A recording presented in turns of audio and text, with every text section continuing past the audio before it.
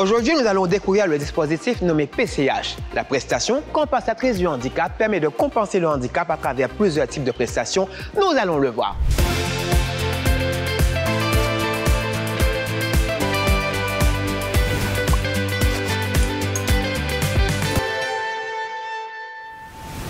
La PCH est la prestation compensatrice du handicap. Cette aide est destinée aux personnes âgées de moins de 60 ans reconnues handicapées par la MDPH. Partons à la rencontre de Sarah qui bénéficie de cette aide. Explique-nous, depuis combien de temps on est à la PCH et comment la PCH aide au quotidien? Depuis 2015, je suis bénéficiaire de la PCH et il y a moi dans la vie tous les jours, dans mon quotidien.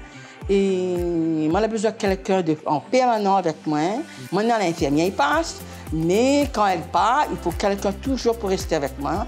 Et donc, j'ai besoin pour la toilette, j'ai besoin pour mon déplacement, un peu de tout.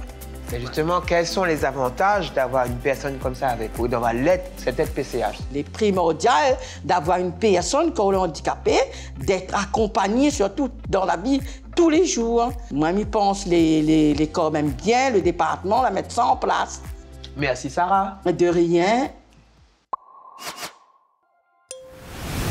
Le département, en tant que chef de file de l'action sociale, octroie un certain nombre d'aides aux personnes porteuses d'un handicap. Parmi ces aides figure la PCH qui permet de compenser le handicap du bénéficiaire en lui permettant de se maintenir à domicile. Dans quel but a été créée la PCH? Alors la PCH est une aide qui est apportée par le département pour répondre aux besoins liés à la perte d'autonomie de personnes qui sont porteuses d'handicap. Donc la PCH elle va pouvoir revêtir plusieurs formes.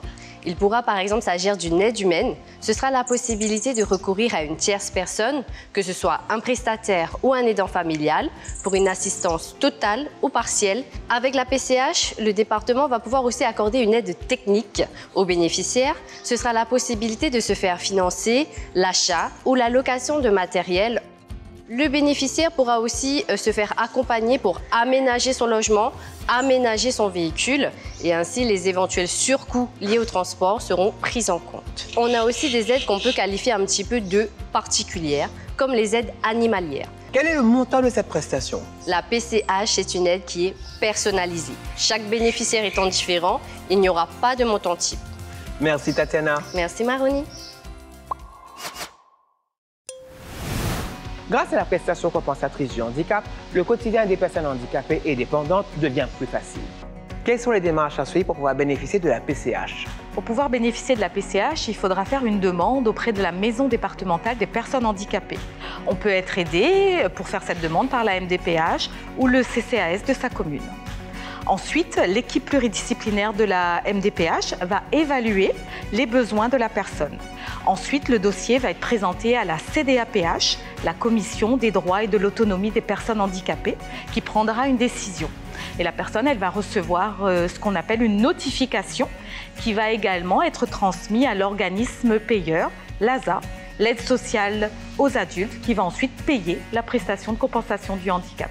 Merci Alexandrine. Merci Maroni. Si vous souhaitez avoir plus d'informations sur la PCH, n'hésitez pas, vous avez toutes les coordonnées qui s'affichent en bas de votre écran.